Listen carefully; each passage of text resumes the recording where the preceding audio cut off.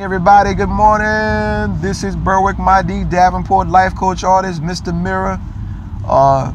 It's kind of gloomy, overcast, drizzling, but beautiful day yet still.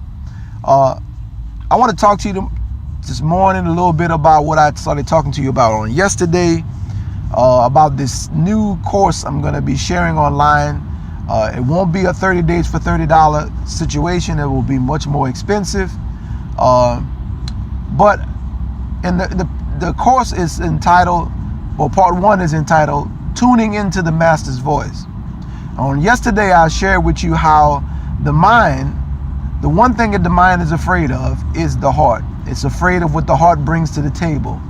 That once the heart shows up, passion shows up, love shows up, trust shows up, freedom shows up, unlimited possibility shows up. The feeling of being unstoppable shows up. And then what happens in the moment when your heart shows up, things that seemed impossible to the mind become very possible. The other thing I want to share with you, just as a, sort of like to wet your whistle, so to speak, about the content of the program, of the course. I want you to know that your mind is really out to make your life heartless.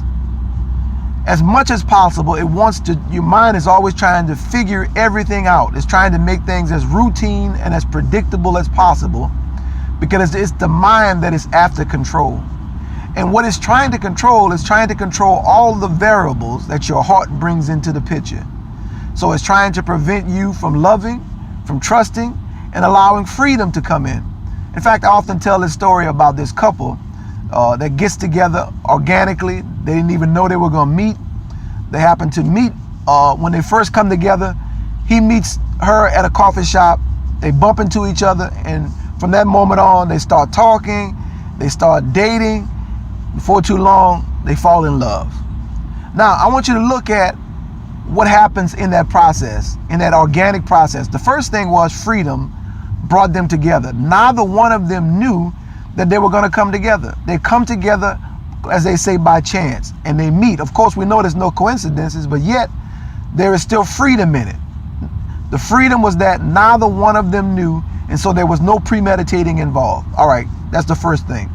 The second thing, in order for them to get to have fallen in love with each other, there had to have been a certain degree of trust and respect in the relationship. So he demonstrated respect towards her, she demonstrated respect towards him, and they trust each other to a certain point, a point enough to bring them to love. Now get that, that's how they got to love. Then love comes into the picture, and once love comes into the picture, now you got something, right? Because now whatever was impossible before in the mind, before they met each other, now becomes possible for them and that person that they're with. In fact, they see no limitations in their relationship. They see, when they look at that person, they see their joy, they see their pleasure, they see their happiness. That's what they see in that person. So now the possibilities are unlimited. Now here's what happens when the ego, because the mind and ego are synonymous. When the ego gets afraid, because now everything is on the line, everything is unlimited. This is what happens. The ego calls a meeting of the mind, or the ego calls a meeting in your head. And the ego says, look, imagine, put it this way, imagine you're working for this company and your ego is the CEO, and your ego comes to the conclusion that it's time to make some cuts, right?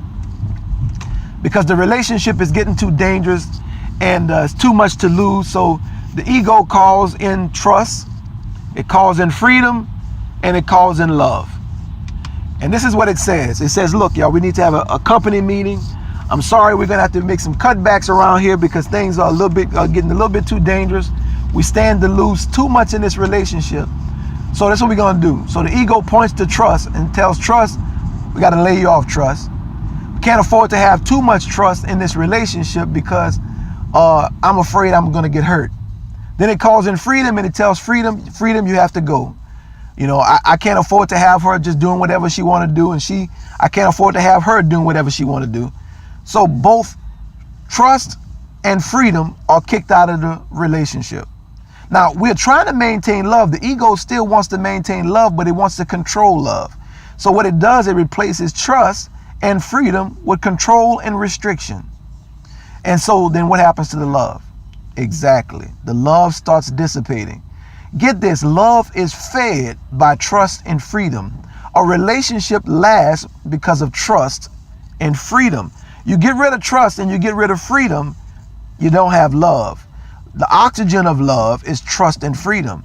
So I want you to get this, that the ego, your mind, is constantly seeking to take the heart out of your life. It wants to give you a heartless life. And the mundane, routine, repeatable sets that we live every day doing the same thing over and over again is gradually taking the heart out of your life. I want you to take this course to bring the heart back to your life, because when you bring the heart back to your life, you bring unlimited possibilities back to your life. You bring passion back to your life. You bring happiness back to your life. You bring all the things that the heart brings to the table back to your life. Are you tired of feeling passionateless? Are you tired of feeling like nothing does it for you? Like, there is no excitement anymore in your life. Well, here's your opportunity to tune into the Master's voice, to learn how to listen to your heart and follow your heart, and to be one of those persons that are able to say, I'm so glad I followed my first mind. By the way, your heart is your first mind. Your ego is your second mind. So what we're going to be teaching you is basically how to overcome or outgrow your second mind, because your second mind should not be first. Your first mind should be first. Follow your first mind. I'm Berwick My D. Davenport, life coach artist, Mr. Mirror. I appreciate this moment. Have a wonderful and blessed and excited and heart-filled day. Peace.